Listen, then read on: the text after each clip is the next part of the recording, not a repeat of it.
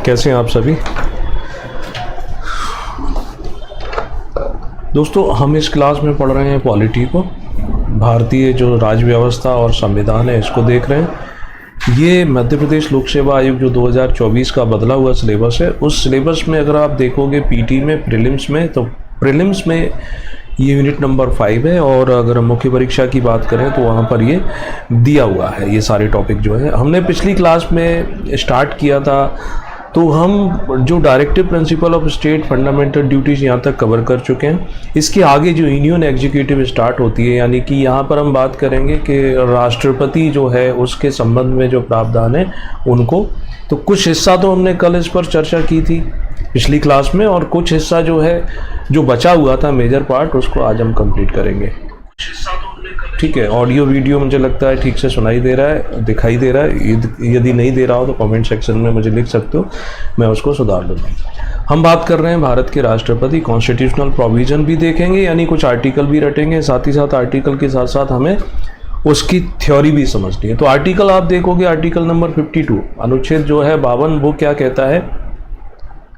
Article 52 कहता है कि there shall be a president of India, यानी भारत में एक राष्ट्रपति होगा। ये स्पष्ट रूप से आर्टिकल 52 में लिखा हुआ है। ठीक है भाई। आर्टिकल 53 जो है वो ये बताता है कि president shall be the executive head of the union, यानी एक प्रश्न आता है, कुछ क्वेश्चन पूछ लिया जाता है कि बताओ इनमें से कार्यपालिका का प्रमुख कौन है या कार्यपालिका शक्ति का प्रमुख कौन है। 3 सरकार के अंग बताए थे। एक होती है विधायिका, लेजिस्लेचर जैसे हम बोलते हैं, दूसरी होती है कार्यपालिका, एग्जीक्यूटिव बॉडी जैसे बोलते हैं, और तीसरी होती है न्यायपालिका, जुडिशरी। तो इन तीनों के कोई ना कोई हेड भी होते हैं। तो यहाँ अगर ये पूछा जाता है कि कार्यपालिका का प्रमुख कौन है, ऑप्शन में आपको लिखा मिलता है प्राइम मिनिस्टर या चीफ जस्टिस ऑफ इंडिया, या यहाँ पर प्रेसिडेंट या राज्यपाल। तो ऐसे प्रश्न का सीधा सीधा उत्तर जो है हमें आर्टिकल नंबर 53 है कि संघ की कार्यपालिका शक्ति का जो प्रमुख है वो कौन होगा? वो राष्ट्रपति होगा। अब कार्यपालिका शक्ति का प्रमुख है तो इस शक्ति का प्रयोग, यानी इन अधिकारों का प्रयोग वह स्वयं करेगा, या कैसे करेगा? अपने अधीनस्थों की सहायता से करेगा। ठीक है, तो अधीनस्थ में क्या आते हैं? काउंसिल ऑफ मिनिस्टर, और उसके मुखिया के रूप में आ जाता है प्राइम मिनिस्टर। 52 और 53। अब आते हैं 54 पर। 54 आर्टिकल में प्रेसिडेंट, राष्ट्रपति के इलेक्शन के बारे में बात की जाती है कि राष्ट्रपति हमारे देश का कैसा होगा? इलेक्टेड होगा। एक बात ध्यान रखना है आपको, इलेक्टेड प्रेसिडेंट होने की वजह से ही हम भारत को क्या कहते हैं? रिपब्लिक कहते हैं। डेमोक्रेटिक होने के साथ साथ भारत कैसा है? गणतंत्रात्मक व्यवस्था वाला देश है। और वो क्यों है? क्योंकि head of the nation elected by the people, देश का प्रमुख जो है निर्वाचन से आएगा, और राष्ट्रपति देश का प्रमुख है, इलेक्टेड होता है, इसलिए इसको रिपब्लिक के नाम से जाना जाता है। अब राष्ट्रपति का चुनाव कौन करेगा? तो इसके लिए एक पर्टिकुलर ग्रुप होगा, सर्टेन पीपल होंगे। तो वो जो लोग हैं उनको हम यहाँ बोलते हैं इलेक्टोरल कॉलेज। जैसे आप अभी आम चुनाव होने जा रहे हैं मेंबर ऑफ पार्लियामेंट लोकसभा के, तो 18 साल और 18 साल से अधिक आयु के जो भारतीय नागरिक हैं वो चुनते हैं। विदेशी नहीं चुन पाएगा, 18 साल से कम आयु वाला नहीं चुन पाएगा, जिसका वोटर लिस्ट में नाम नहीं है वो नहीं चुन पाएगा। तो लोकसभा के मेंबर को चुनने वाले लोगों के समूह को हम इलेक्टोरल कॉलेज बोल देते हैं। यहाँ राष्ट्रपति को जो चुनेंगे तो उनके लिए आएगा इलेक्टोरल कॉलेज वर्ड, यानी निर्वाचक मंडल, जिसे अगर हिंदी में बोलना चाहें तो। निर्वाचक मंडल ये किससे मिलकर बनेगा? तो elected member of Lok Sabha, Rajya Sabha and MLA, विधायक जिन्हें हम कहते हैं। तो राष्ट्रपति को चुनने का अधिकार लोकसभा के चुने हुए निर्वाचित सदस्यों को है, राष्ट्रपति को चुनने का अधिकार राज्यसभा के निर्वाचित सदस्यों को है, और राष्ट्रपति को चुनने का अधिकार निर्वाचित विधायकों को है। लोकसभा में अब तो सभी निर्वाचित सदस्य ही होते हैं, पहले एंग्लो इंडियन होते थे 2, अब वो प्रोविजन समाप्त हो गया है। राज्यसभा में इलेक्टेड होने के साथ साथ मनोनीत सदस्य भी होते हैं, 12 सदस्य है ना, जो साहित्य, कला, विज्ञान, समाज सेवा से आते हैं। वो लोग राष्ट्रपति को इलेक्ट नहीं कर सकते हैं, है ना। विधायक जो इलेक्टेड हैं वो कर सकते हैं। ठीक है। अब हमारे केजरीवाल जी दुखी हैं, आजकल जेल में पड़े हुए हैं। अब इनका प्रश्न है कि राष्ट्रपति के चुनाव में मेरी क्या वैल्यू रहेगी। चूंकि इनका प्रश्न इसलिए है कि ये एक केंद्र शासित प्रदेश के मुख्यमंत्री हैं, तो केंद्र शासित प्रदेश के विधायक भी राष्ट्रपति को चुनते हैं। केंद्र शासित प्रदेशों में दिल्ली में और पुडुचेरी दोनों में विधानसभा बनी हुई है, तो उनके विधायक जो हैं वो भी राष्ट्रपति के चुनाव में भाग लेंगे। ये क्लियर हो जाना चाहिए। नेक्स्ट आता है कि निर्वाचित सदस्य भाग लेते हैं तो मनोनीत सदस्य, नॉमिनेटेड मेंबर को क्यों नहीं रखा गया है प्रेसिडेंट के इलेक्शन में पार्टिसिपेट करने का? तो मनोनीत सदस्य, जैसे 12 सदस्य जो हमने राज्यसभा की बात की थी, तो राज्यसभा के जो 12 सदस्य हैं उनको मेंबर बनाता ही राष्ट्रपति है। तो राष्ट्रपति ने उन्हें राज्यसभा की सदस्यता दिलाई, तो वो लोग क्या कर सकते हैं? पक्षपात कर सकते हैं। तो इस वजह से इनको नहीं रखा गया है। आम जनता, नॉर्मल जो कॉमन मैन है, आपके और मेरे जैसे जो लोग हैं, वो राष्ट्रपति को चुन सकते हैं क्या? तो डायरेक्टली हमारा कोई इन्वॉल्वमेंट नहीं होता है, लेकिन अप्रत्यक्ष रूप से, चूंकि हम क्या करते हैं, लोकसभा के सदस्यों को चुनते हैं, या हम क्या करते हैं, ये विधायकों को चुनते हैं, तो हमारा मत इनको गया है, इनडायरेक्टली ये लोग राष्ट्रपति को चुनते हैं। प्रत्यक्ष रूप से जनता का इसमें कोई लेना देना नहीं, याद रखेंगे। तो निष्पक्षता बनाए रखने के लिए नॉमिनेट लोगों को नहीं रखा गया है। अगली बात आती है कि जब राष्ट्रपति को उसके पद से हटाते हैं, जैसे इम्पीचमेंट या महाभियोग बोलते हैं, महाभियोग में सभी सदस्य भाग लेते हैं संसद के, वहाँ इलेक्टेड और नॉमिनेटेड में कोई अंतर नहीं किया जाता है, ठीक है। विधान परिषद के सदस्य, ना तो राष्ट्रपति के निर्वाचन में कोई उनका रोल है और ना ही उनके हटाने में कोई भी रोल होता है, ठीक। ये हो गया स्पष्ट। राष्ट्रपति से संबंधित आर्टिकल 52, 53 एंड 54। 52 में भारत का एक राष्ट्रपति होगा, 53 में कार्यपालिका शक्ति का प्रमुख होगा, 54 में उसका चुनाव, इलेक्शन संबंधित बातें। अब राष्ट्रपति का जो इलेक्शन है उसका मेथड जो है वो अलग तरीके का है। ये लोकसभा के सदस्यों जैसा या विधायकों जैसा या पंच सरपंच के जैसा, पार्षदों के जैसी प्रक्रिया से इनका चुनाव नहीं होता है। इनके चुनाव की जो एक मेथड है उसको हम क्या बोलते हैं? उसको बोलते हैं proportional representation by means of single transferable vote, यानी इसको हिंदी में नाम दिया जाता है कि आनुपातिक प्रतिनिधित्व की एकल संक्रमणीय विधि, एकल संक्रमणीय विधि है ना, ये इस नाम से जानी जाती है कि proportional representation by means of single transferable. ये मेथड राष्ट्रपति के लिए भी है, इसी मेथड का प्रयोग करते हैं वाइस प्रेसिडेंट के लिए, उपराष्ट्रपति के लिए, इसी मेथड का प्रयोग करते हैं राज्यसभा के सदस्यों को चुनने के लिए, और इसी मेथड का प्रयोग करते हैं विधान परिषद के सदस्यों को चुनने के लिए।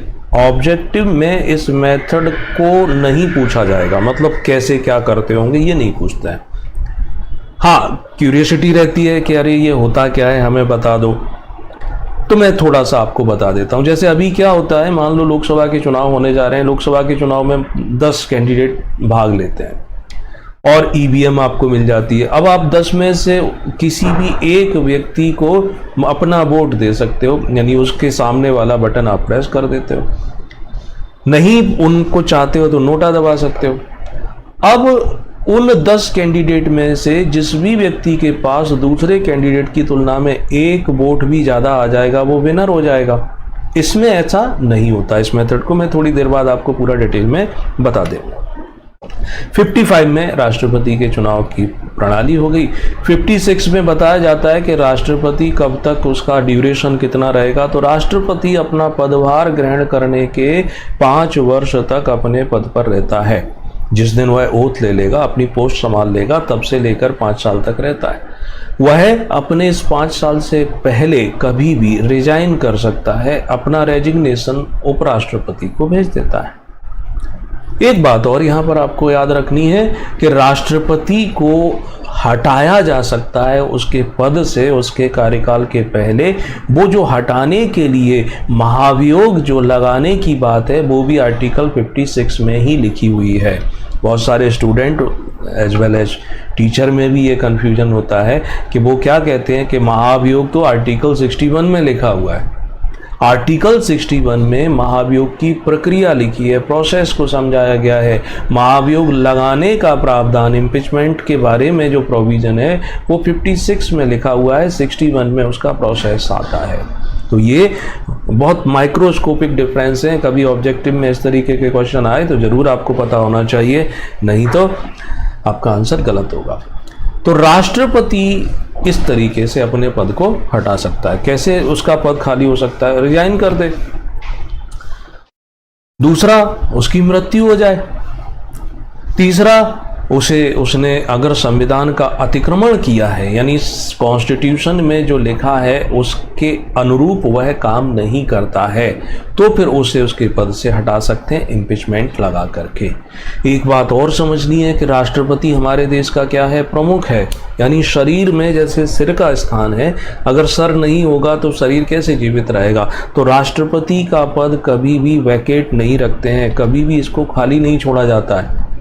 तो फिर क्या प्रक्रिया की गई है कि राष्ट्रपति का पद अगर अचानक से रिक्त हो जाता है तो उपराष्ट्रपति जो है उसे कार्यवाहक राष्ट्रपति बना दिया जाता है एज अ एक्टिंग प्रेसिडेंट। ठीक।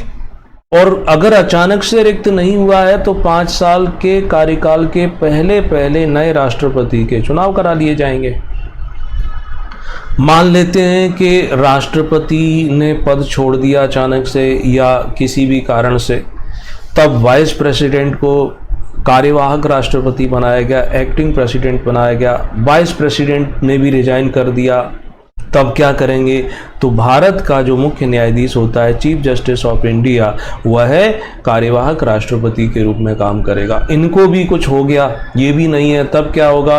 तो सुप्रीम कोर्ट का उपलब्ध वरिष्ठतम न्यायाधीश, अवेलेबल सीनियर मोस्ट जज ऑफ सुप्रीम कोर्ट, वो यहाँ पर एक्टिंग प्रेसिडेंट के रूप में काम करेगा। तो कितनी लंबी प्रक्रिया को रखा गया है कि राष्ट्रपति के पद को कभी भी रिक्त नहीं छोड़ते। और इसी कारण से जब कोई एक्टिंग प्रेसिडेंट के रूप में काम करे, चाहे वो वाइस प्रेसिडेंट हो, चाहे सीजेआई हो, तो नए राष्ट्रपति के चुनाव हर हालत में, किसी भी कंडीशन में 6 महीने के अंदर विदिन 6 मंथ करा लिए जाएंगे। इट मीन्स कि कोई व्यक्ति कार्यवाहक राष्ट्रपति के रूप में कितने समय तक रह सकता है हमारे देश में, ज़्यादा से ज़्यादा 6 महीने तक, इससे ज़्यादा वो नहीं रह सकता है। Very good. चलते हैं नेक्स्ट आर्टिकल नंबर 57 को भी समझते हैं। अब राष्ट्रपति जो बनेगा, कौन व्यक्ति है जो राष्ट्रपति बन सकता है, तो 57 में ये बातें की गई है। उसमें कहा गया है a person can become president for the unlimited number of times.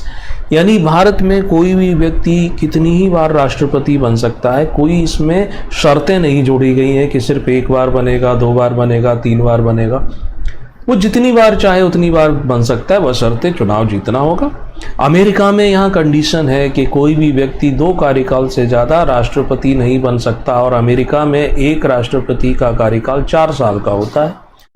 अभी कुछ समय पहले तक डोनाल्ड ट्रंप वहाँ के राष्ट्रपति थे, अभी वो फिर से जो है चुनाव लड़ेंगे, तो उनका वो दूसरा कार्यकाल होगा। उसके पहले वॉशिंगटन जूनियर थे, वो भी 2 बार रह चुके हैं ना। तो 57 में ये कहा जाता है कि भारत में कोई लिमिटेशंस नहीं है, कोई भी व्यक्ति कितनी बार राष्ट्रपति बन सकता है। राष्ट्रपति का चुनाव जो है, यानी बनने के लिए कौन व्यक्ति चुनाव लड़ सकता है, तो पहली कंडीशन आती है कि वह भारत का नागरिक हो, सिटीजन हो। कम से कम उसकी उम्र कितनी होना चाहिए, 35 वर्ष, 35 होना चाहिए, और उसमें वे सारी योग्यताएं हों जो कि लोकसभा का मेंबर बनने के लिए आवश्यक होती है। लोकसभा का सदस्य बनने के लिए उम्र की जो सीमा है वो 25 वर्ष रखी गई है। तो उसके लिए राष्ट्रपति के लिए है कि 35 साल की उम्र हो, बाकी सारी की सारी क्वालिफिकेशंस वही होंगी जो लोकसभा का सदस्य बनने के लिए होती है। यानी लोकसभा का मेंबर बनने के लिए जनप्रतिनिधित्व अधिनियम जो है उसमें है कि किसी केस में 2 साल से अधिक की सज़ा नहीं हो, सज़ा समाप्ति के 6 साल तक वो चुनाव नहीं लड़ सकता है ना, वो सब बातें यहाँ पर आ जाती हैं। तो ये 3 प्रमुख बातें आपको याद रखनी है। तीसरी लाइन फिर कन्फ्यूजन कर देती है स्टूडेंट के अंदर कि इसका मतलब वो ये समझने लगते हैं कि लोकसभा का मेंबर राष्ट्रपति बन सकता है। लोकसभा का मेंबर बनने की योग्यताएं होना चाहिए। यदि कोई लोकसभा का सदस्य राष्ट्रपति का चुनाव लड़ना चाहता है तो वो लड़ सकता है, बशर्ते उसकी उम्र कम से कम 35 वर्ष होना चाहिए।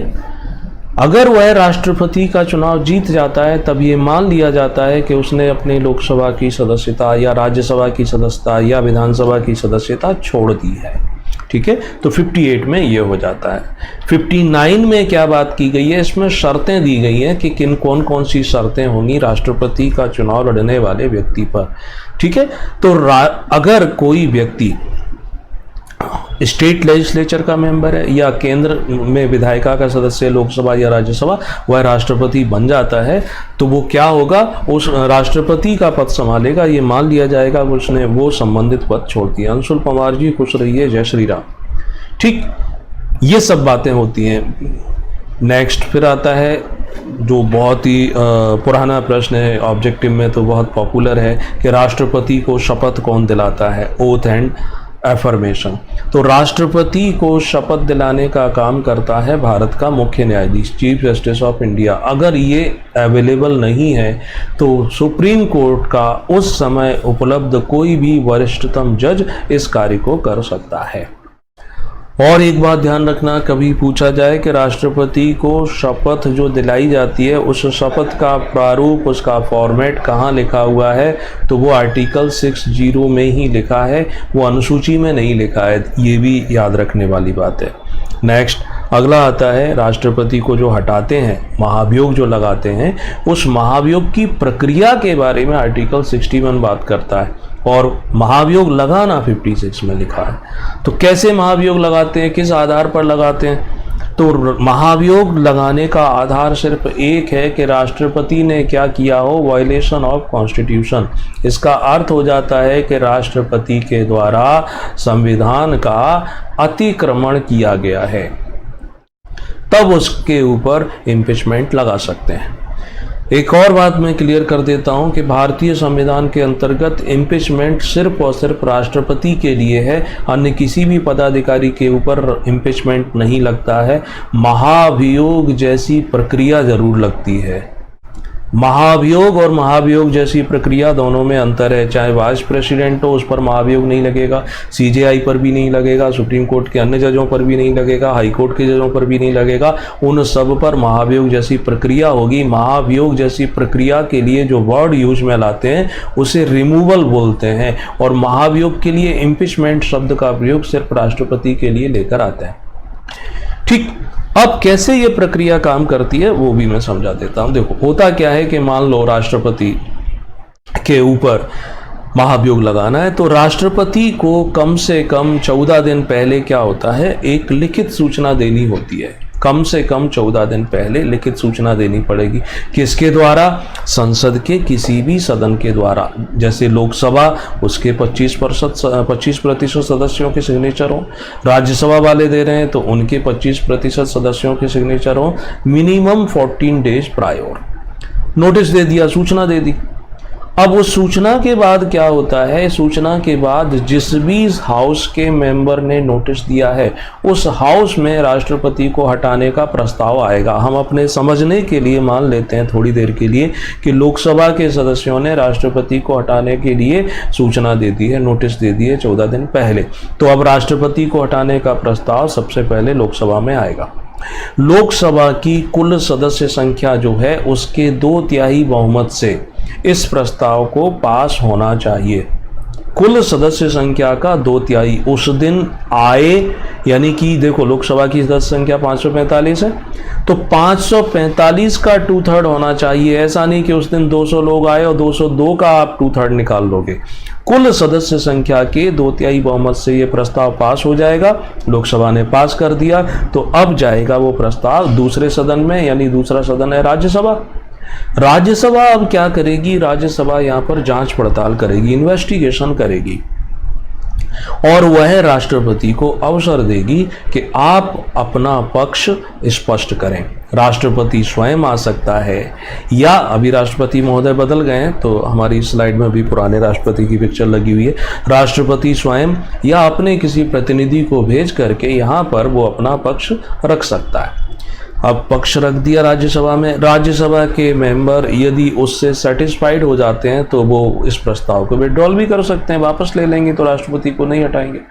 दूसरी स्थिति ये है कि राज्यसभा के सदस्य अगर उस प्रस्ताव से, उसके स्पष्टीकरण से संतुष्ट नहीं होते हैं तो फिर वो क्या करेंगे, वो भी अपनी कुल सदस्य संख्या के 2/3 बहुमत से पारित कर देते हैं। जैसे ही ये प्रस्ताव पारित होगा, राष्ट्रपति उसी समय से अपने पद से मुक्त हो जाता है। सिंपल सी प्रोसेस है। अगर यही प्रक्रिया राज्यसभा से शुरू होती कि राज्यसभा के जो 25% सदस्य हैं उन्होंने नोटिस दिया, तो पहले प्रस्ताव राज्यसभा में आता, राज्यसभा 2/3 बहुमत से पास कर देती, फिर लोकसभा में जाता। अब राष्ट्रपति लोकसभा में अपना पक्ष स्पष्ट करता और लोकसभा जब 2/3 बहुमत से पारित कर देती तो फिर राष्ट्रपति को अपना पद छोड़ना पड़ता। ये है इम्पीचमेंट। ये किसी भी दूसरे पदाधिकारी के लिए प्रयोग में नहीं लाया जाता। मुख्य परीक्षा में प्रश्न आएंगे, उनकी आने की संभावना है, पूछा जा सकता है राष्ट्रपति की शक्तियां और कार्यों को बताइए। ठीक है, प्रीलिम्स में भी इससे रिलेटेड आते हैं, तो हम दोनों को समझ लेते हैं। राष्ट्रपति की जो शक्तियां हैं उन शक्तियों को 2 भागों में बांट सकते हैं। एक जिन्हें हम सामान्य शक्तियां कह सकते हैं, सामान्य अधिकार कह सकते हैं, और दूसरा विशेष आपातकालीन अधिकार होते हैं। तो सामान्य शक्तियों के रूप में जैसे वह कार्यपालिका के प्रमुख के रूप में भी काम करता है, वह कुछ वित्तीय शक्तियां भी रखता है, कुछ उसके पास विधायी शक्तियां हैं, कुछ उसके पास सैन्य शक्तियां हैं, वीटो पावर भी है, अन्य शक्तियां भी हैं। तो एक एक करके जो महत्वपूर्ण शक्तियां हैं उनको हम यहाँ पर देख लेते हैं। आप इस लेक्चर को अपने दोस्तों के साथ शेयर भी कर सकते हो। आपको एक चांस मिल गया है एमपीपीएससी के द्वारा कि जो पेपर अप्रैल में होना था पीटी नए सिलेबस के अकॉर्डिंग, अब वो जून में हो रहा है, तो आप इसका बेनिफिट ले सकते हैं। और जो सिलेबस में बदलाव किए गए हैं, खासकर मैं प्रीलिम्स की बात करूं तो अच्छे बदलाव, नया थोड़ा बहुत है, पुरानी चीज़ें ज़्यादा हैं प्रीलिम्स में, है ना। वहाँ पर एमपी का जो पोर्शन है, वेटेज है, वो बढ़ा दिया है, तो बहुत ज़्यादा मुझे लगता नहीं है कि इसमें कोई परेशानी होगी, है ना। तो इसके लिए आप अपडेटेड नोट्स जो हैं वो भी हमसे ले सकते हैं, हमारी वेबसाइट पर जा सकते हैं, वहाँ से आप व्हाट्सएप के द्वारा संपर्क कर सकते हैं। तो पहले हम देखते हैं राष्ट्रपति की सामान्य शक्तियाँ। जैसे पहली शक्ति ले ली जिसे कहते हैं एग्जीक्यूटिव पावर या कार्यपालिका संबंधी शक्तियाँ। अब कार्यपालिका शक्ति संबंधियों से मतलब है कि सरकार के प्रमुख होने के नाते संवैधानिक प्रमुख सरकार का जो है वो राष्ट्रपति है, वास्तविक प्रमुख प्रधानमंत्री होता है। तो एक तरीके से ये जितने भी सरकार के काम होंगे वो सारे के सारे कार्य किसके नाम से संपादित किए जाते हैं? राष्ट्रपति के नाम से किए जाते हैं, और राज्य में राज्यपाल के नाम से। तो all the functions of Indian government are performed in his name. कोई भी कार्य होगा राष्ट्रपति के नाम से। अगर आप समाचार पत्र पढ़ते हैं तो उसमें टेंडर जारी हो रहे हैं, जैसे नेशनल हाईवे के, रेलवे लाइन के, तो भारत के राष्ट्रपति की ओर से निविदा आमंत्रित की गई। निविदा मतलब टेंडर, तो वो सब काम उसके नाम से संपादित होते हैं। कार्यपालिका का प्रमुख होने के नाते राष्ट्रपति की जिम्मेदारी बनती है कि वो क्या करेगा? प्रधानमंत्री की नियुक्ति करेगा। अभी जैसे आम चुनाव होने जा रहे हैं, आम चुनाव समझते हो किसे कहते हैं? कोई जानता है आप में से आम चुनाव? सर जी सोशियोलॉजी एंड एंटरप्रेन्योरशिप मेंस के लेक्चर भी प्रोवाइड करें प्लीज़। और अंशुल कुमार, मैं ये सोच रहा था आपका प्रीलिम्स हो जाए जून, तो जून होने के बाद वो टॉपिक, चाहे वो सोशियोलॉजी हो, चाहे वो पब्लिक एड हो, चाहे वो दूसरे एथिक्स हो, यानी जिनका प्रीलिम्स से कोई लेना देना नहीं है, तो वो आपको जून के बाद पढ़ना चाहिए। मेरी एडवाइस है, मैं सबको एक एडवाइस फ्रेंडली दे देता हूँ, मानना ना मानना आपके ऊपर है, कि जून में क्या है, आपकी प्रीलिम्स है। आज से हार्डली अगर आप काउंट करोगे तो आपके पास 60 दिन का समय बचता है। अब 60 दिन के समय में आपको क्या करना चाहिए? 60 दिन के समय में यदि आप प्रीलिम्स और मेंस साथ में पढ़ रहे हो तो बिल्कुल पढ़ो, लेकिन उन टॉपिक को, जैसे हिस्ट्री हो गया, ये पीटी में भी है, मेंस में भी है, तो उसको आप पढ़ लो। पॉलिटी हो गया, पॉलिटी प्रीलिम्स में भी है, मेंस में भी है, इसको भी पढ़ लो। साइंस टेक्नोलॉजी, ये दोनों में दिया हुआ है। एमपी, चाहे एमपी की हिस्ट्री हो, चाहे एमपी की ज्योग्राफी हो, एमपी की इकोनॉमिक्स हो, ये पीटी प्लस मेंस दोनों में दिया हुआ है ना। दोनों को आप पढ़ सकते हो। ऐसे ही वे सारे के सारे टॉपिक, ज्योग्राफी की बात करो, इंडियन ज्योग्राफी है और मध्य प्रदेश की ज्योग्राफी है, वो पढ़ लो। क्या आप छोड़ दें इस समय? आप छोड़ दें मुख्य परीक्षा में सोशियोलॉजी, ये सिर्फ मुख्य परीक्षा मेंस ओरिएंटेड है, आप इसको अभी मत पढ़िए। पब्लिक एडमिनिस्ट्रेशन, ये पूरा का पूरा मुख्य परीक्षा रिलेटेड है, इसको मत पढ़िए।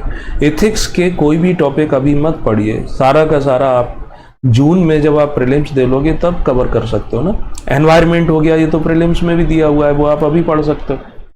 तो अगर आप चाहते हो कि अपने समय का यूटिलाइज करो, जैसे वैकेंसी इस बार कम दी गई है, लेकिन फिर भी अपना एक टेस्ट तो कर ही सकते हो, लिटमस टेस्ट के हाँ मैं इसके लायक हूँ भी कि नहीं हूँ इस नए सिलेबस के अकॉर्डिंग। तो आप अपना पूरा का पूरा फोकस लगा दो इस समय प्रीलिम्स पर, इन टॉपिक को इंटीग्रेटेड पढ़ लो, बाकी इनको पोस्टपोन कर दो कि रुक जाओ मेरा एग्जाम प्रीलिम्स हो जाएगा फिर मैं इन पर फोकस कर लूँगा। तो आपके बेनिफिट होंगे कि ये आपके कोर सब्जेक्ट तो मजबूत हो ही जाएंगे, प्रीलिम्स में हेल्प मिलेगी, उसके बाद इनको पढ़ लो। ये एक स्ट्रेटजी अपना सकते हो। तो कार्यपालिका शक्ति के प्रमुख होने के नाते मैं बात कर रहा था कि आम चुनाव किसे कहते हैं। तो कोई बता सकता है आम चुनाव किसे कहते हैं? तो मजाक के रूप में एक जोक था कि आम चुनाव जब बहुत सारे सड़े गले आम आपके सामने हो, सड़े गले, तो उन सड़े गले आमों में से कम सड़ा गला आम का चुनाव करना आम चुनाव कहलाता है। आज के लोकतंत्र में ये सच है। वैसे जनरल इलेक्शन का मतलब लोकसभा के चुनावों से होता है जो 5 साल बाद होते हैं, उनको हम जनरल। अब अभी 2024 में आम चुनाव हो रहे हैं, है ना। 4 जून को रिजल्ट आ जाएगा अलग अलग चरणों में। अब 4 जून को रिजल्ट आने के बाद जिस भी पार्टी को, कोई भी पार्टी, उसको बहुमत प्राप्त हो जाता है, मेजॉरिटी मिल जाती है। कहाँ पर मेजॉरिटी मिल जाती है? लोकसभा में आधे से एक अधिक कम से कम सीटें मिल जाती हैं। तो वो क्या करेगा? वो अपना नेता चुनेगा और उस नेता को प्राइम मिनिस्टर के रूप में अपॉइंट करना राष्ट्रपति की ड्यूटी है। तो राष्ट्रपति ये काम करता है किस हैसियत के द्वारा? यानी कार्यपालिका शक्ति के प्रमुख के द्वारा। तो अपॉइंटमेंट ऑफ प्राइम मिनिस्टर। तो राष्ट्रपति ने क्या कर दिया? प्राइम मिनिस्टर को नियुक्त कर दिया, अपॉइंटमेंट। ध्यान रखना, प्राइम मिनिस्टर का अपॉइंटमेंट हो रहा है, प्राइम मिनिस्टर का इलेक्शन नहीं हो रहा है। इलेक्शन हो रहा है सांसद का, लोकसभा के सदस्यों का। प्रधानमंत्री का चुनाव यहाँ पर नहीं हो रहा है। प्रधानमंत्री वो बनेगा जिसको लोकसभा में, जिस दल को लोकसभा में बहुमत प्राप्त होगा। बहुमत प्राप्त दल जिस व्यक्ति को अपना नेता चुनेगा। जैसे बीजेपी ने मोदी जी को चुना हुआ है।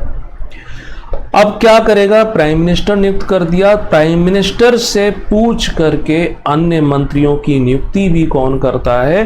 राष्ट्रपति करता है। तो ये कार्यपालिका शक्ति के तहत राष्ट्रपति का काम है।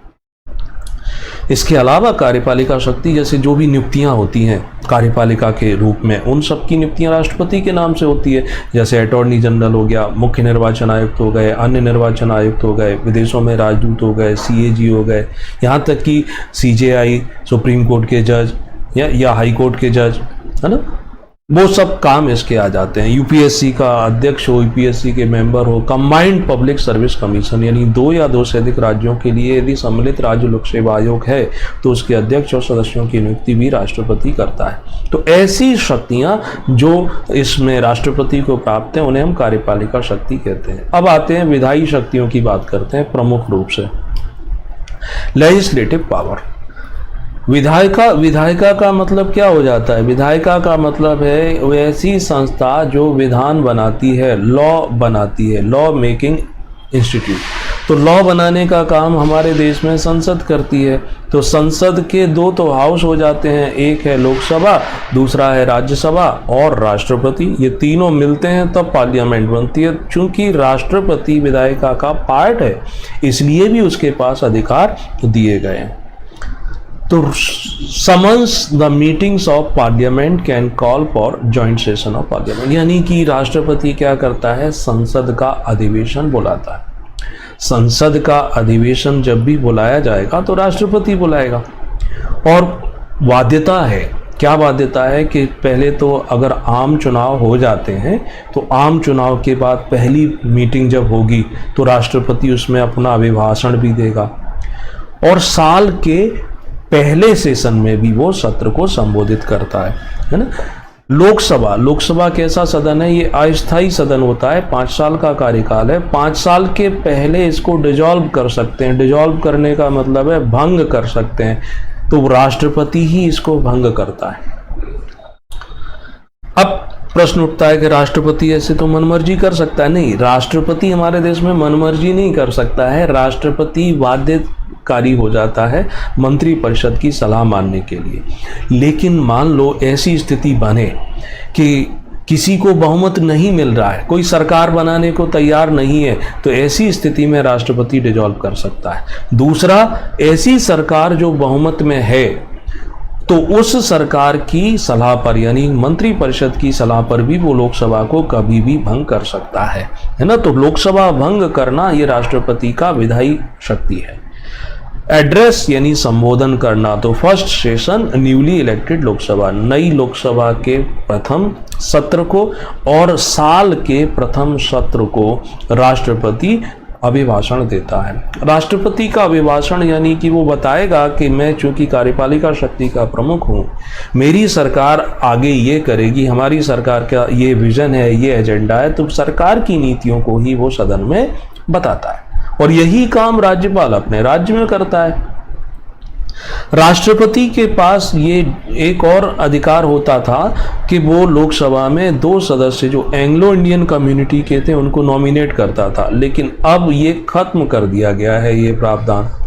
राज्यसभा में 12 सदस्यों को मनोनीत करता है। वे 12 सदस्य science, art, literature, social service यानी विज्ञान, कला, साहित्य और समाज सेवा से होते हैं। ये अभी है, लेकिन एंग्लो इंडियन वाला प्रोविजन समाप्त हो चुका है। कोई भी विधेयक जो संसद ने पास कर दिया है तब तक वह अधिनियम में कन्वर्ट नहीं हो सकता जब तक कि राष्ट्रपति उस पर अपने हस्ताक्षर ना कर दे।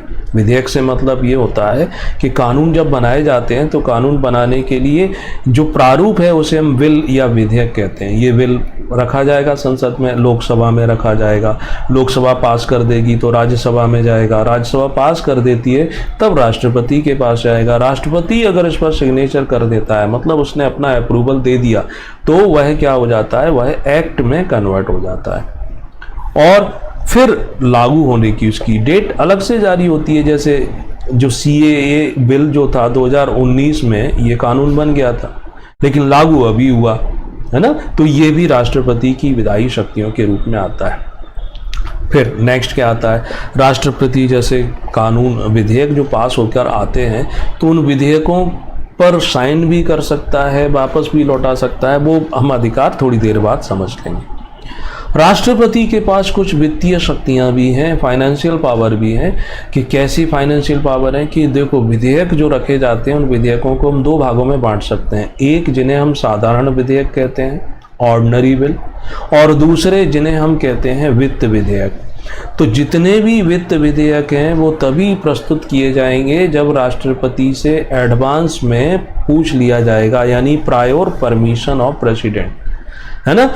राष्ट्रपति की पूर्व अनुमति से ही वो लोकसभा में प्रस्तुत किए जाएंगे। अगर उससे अनुमति नहीं ली है तो प्रस्तुत नहीं किए जा सकते। राष्ट्रपति की जिम्मेदारी है कि सदन में वो क्या करवाएगा, वार्षिक वित्तीय विवरण प्रस्तुत करवाएगा, एनुअल फाइनेंशियल स्टेटमेंट, आर्टिकल 112 जैसे हम बजट कहते हैं, तो राष्ट्रपति की जिम्मेदारी है कि ये प्रस्तुत करवाए।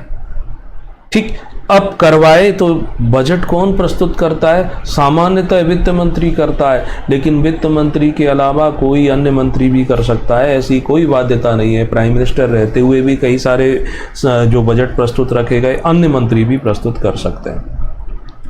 आर्टिकल 280 में प्रावधान है वित्त आयोग के बारे में, फाइनेंस कमीशन के बारे में। संविधान लागू होने के 2 साल के अंदर और उसके हर 5 साल बाद राष्ट्रपति क्या करेगा, एक वित्त आयोग का गठन करेगा। तो ये भी वित्त से संबंधित है, जो केंद्र और राज्य के बीच क्या करता है, वित्तीय संसाधनों का बंटवारा करता है। फिर राष्ट्रपति के पास ही कॉन्टिजेंसी फंड होता है, जिसे क्या कहते हैं, आकस्मिक निधि। आकस्मिक निधि राष्ट्रपति के पास रहती है, यानी कि 500 करोड़ का अमाउंट बिना संसद की परमिशन के सिर्फ राष्ट्रपति के सिग्नेचर से खर्च कर सकते हैं। महत्वपूर्ण जो शक्तियां हैं जिनको अलग से भी पूछ सकते हैं वो है राष्ट्रपति की क्षमादान की शक्तियां। आर्टिकल 72 में राष्ट्रपति की क्षमादान की शक्तियां दी गई है। विश्व में जैसे पहले राजा होते थे तो राजा के पास राजा सर्वोच्च न्यायाधीश भी होता था, राजा सर्वोच्च सेनापति भी होता था। उसी परिपाटी को ध्यान में रखते हुए जब हमारा राष्ट्रपति बेशक निर्वाचित है लेकिन है तो देश का मुखिया ना, तो इस नाते उसको क्षमादान की शक्ति दी गई है, वो आर्टिकल 72 में है। तो राष्ट्रपति भारत का भारत में किसी भी सैनिक न्यायालय ने या किसी भी न्यायालय ने किसी भी व्यक्ति को कोई भी सजा दी है, उस सजा को ये माफ कर सकता है। ठीक है, ये याद रखना। तो क्षमादान यानी कि पार्डनिंग पावर जो है, ये व्यक्ति की एक प्रकार से व्यक्ति का अधिकार नहीं है। वो ये सोचे मेरा तो अधिकार है, मैं तो राष्ट्रपति मुझे क्षमा करेगा ही करेगा। ये राष्ट्रपति को देश का प्रमुख होने के नाते दिया गया है, उसकी मर्जी पर निर्भर करता है। ठीक है, क्या बोल रहे हैं?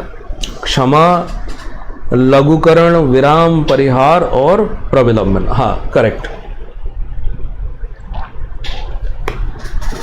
तो ये जो पार्डनिंग पावर है 5 प्रकार से। पहला आता है जिसे बोलते हैं क्षमा कर देना।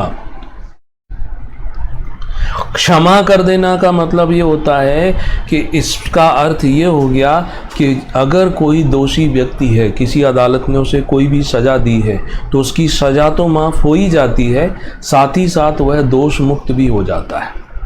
क्षमा का अर्थ हुआ it rescinds both the sentence and the conviction.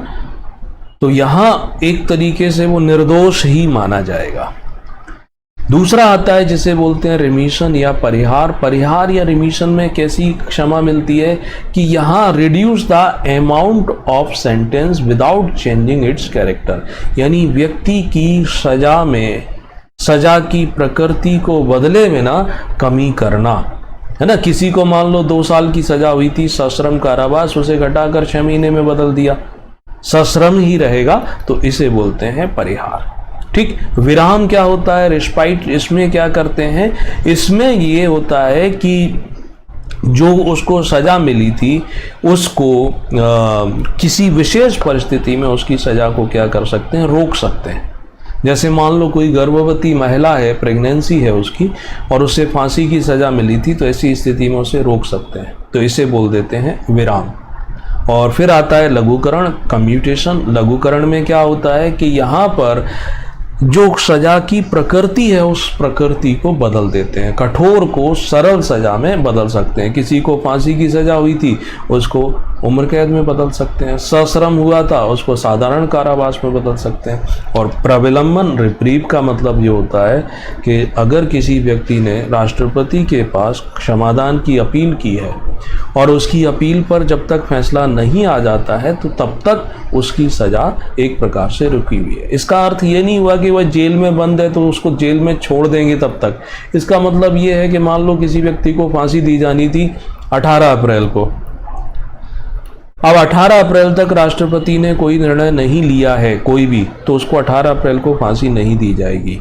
इंतजार करेंगे जब तक राष्ट्रपति पर उसकी जो क्षमादान की याचिका है वो वापस ना आ जाए। अब आते हैं राष्ट्रपति के पास उपलब्ध वीटो पावर जिन्हें हम कहते हैं उनकी। राष्ट्रपति भारत का जो है उसे 3 प्रकार के वीटो पावर हैं, है ना। तो 3 प्रकार के जो वीटो पावर है वो कैसे काम करते हैं कि देखो समझना। होता क्या है, एक है जिसे बोलते हैं एब्सोल्यूट वीटो, निरपेक्ष। दूसरा होता है जिसे बोलते हैं जेबी वीटो। तीसरा होता है सस्पेंसिव वीटो। कोई विधेयक, कोई बिल जो है वो पास होकर के राष्ट्रपति के पास गया, ठीक, लोकसभा ने जैसे पास कर दिया, उसके बाद क्या हो गया, राज्यसभा ने पास कर दिया, या सदन जैसे समझ लो कि इसको हम मान लेते हैं कि संसद जिसमें लोकसभा और राज्यसभा दोनों हैं, उन्होंने उस विधेयक को पास कर दिया। अब पास करने के बाद ये कहाँ गया है, ये राष्ट्रपति के हस्ताक्षर के लिए गया। राष्ट्रपति क्या कर सकता है, उस पर अपने साइन कर देगा। साइन कर देगा तो वह विधेयक क्या हो गया, कानून बन गया। दूसरा, राष्ट्रपति क्या कर सकता है कि इसको वह कैंसिल कर दे कि मैं नहीं साइन, रिजेक्ट कर रहा हूं इसको। तो रिजेक्ट करना जो है ये कहलाता है निरपेक्ष वीटो, मना कर देना। ऐसा कब कर सकता है भारत का राष्ट्रपति?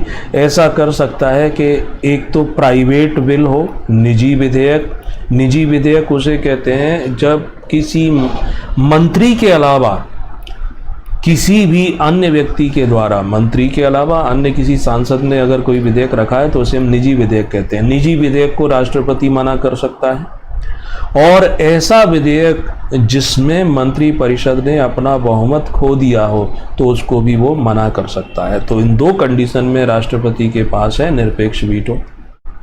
तीसरा वीटो क्या होता है, ये एक वीटो हो गया निरपेक्ष। दूसरा रहता है जिसे कहते हैं जेबी वीटो। जेबी वीटो में यह हुआ कि संसद ने विधेयक पास करके भेज दिया राष्ट्रपति को। अब राष्ट्रपति ने क्या किया है, ना तो उस पर सिग्नेचर किए हैं, ना उसको वापस लौटाया है, ना उसको रिजेक्ट कर रहा है, उसने उसको रोक के रख लिया एक तरीके से। तो वो कहलाता है पॉकेट वीटो या जेबी वीटो। और ऐसा हो सकता है साधारण विधेयक की स्थिति में। साधारण विधेयक जब संसद पास करके राष्ट्रपति को भेजती है तो उसमें कोई समय सीमा नहीं होती है कि इतने समय के अंदर राष्ट्रपति को उसको साइन करना ही है या वापस करना है। अगर उसने उस पर कोई प्रतिक्रिया व्यक्त नहीं की है तो वो कहलाता है पॉकेट वीटो। और तीसरा कि अगर राष्ट्रपति के पास विधेयक आया और उसने उसको पुनर्विचार के लिए वापस भेज दिया, उसे लगता है कि जल्दबाजी में भेजा गया है, इसको फिर से रीचेक करो, तो अब पुनर्विचार के बाद संसद उसे फिर से भेज देती है राष्ट्रपति के पास, तो राष्ट्रपति बॉन्डेड है 14 दिन के अंदर, यानी 2 सप्ताह के अंदर उस पर साइन करने के लिए। पॉकेट वीटो का प्रयोग किया था ज्ञानी जेल सिंह ने। ये राष्ट्रपति थे, राजीव गांधी प्रधानमंत्री थे। राजीव गांधी सरकार के द्वारा पोस्ट एंड टेलीग्राफ एक्ट जो था वो भेजा गया। ज्ञानी जेल सिंह ने ना तो उसको रिजेक्ट किया, ना उस पर साइन किए, ना उसको वापस भेजा 1986 में। तो ये पॉकेट वीटो। तो वीटो पावर जो हैं वो 3 प्रकार के थे, उनको आपको याद रख लेना है, कभी भी पूछ सकते हैं, लिखने को आ जाए। एक निरपेक्ष वीटो, एब्सोल्यूट पॉकेट वीटो, और दूसरा होता है सस्पेंसिव वीटो, निलंबनकारी वीटो। ठीक है, ये राष्ट्रपति की साधारण शक्तियां थी। साधारण शक्तियों के अंतर्गत ही अब आते हैं अन्य शक्तियां, सैन्य शक्तियां। भारत का राष्ट्रपति क्या होता है, सर्वोच्च कमांडर माना जाता है तीनों सेनाओं का। भारत का राष्ट्रपति युद्ध की घोषणा करेगा, भारत का राष्ट्रपति ही शांति की घोषणा करेगा, है ना। जितने भी संधि समझौते अंतर्राष्ट्रीय स्तर पर होते हैं वो सब भारत के राष्ट्रपति के नाम से ही होते हैं। तो ये ऑर्डिनरी पावर थी, वो हो गई समाप्त। अब बचते हैं आपातकालीन शक्तियाँ। 3 आपातकालीन शक्तियों को हम विस्तार से समझेंगे, 352 को, 356 को और 360 को अगले लेक्चर में। तो इतना जो है आप रिवाइज कर लो, कोई डाउट है तो ज़रूर आप पूछो। तो अभी के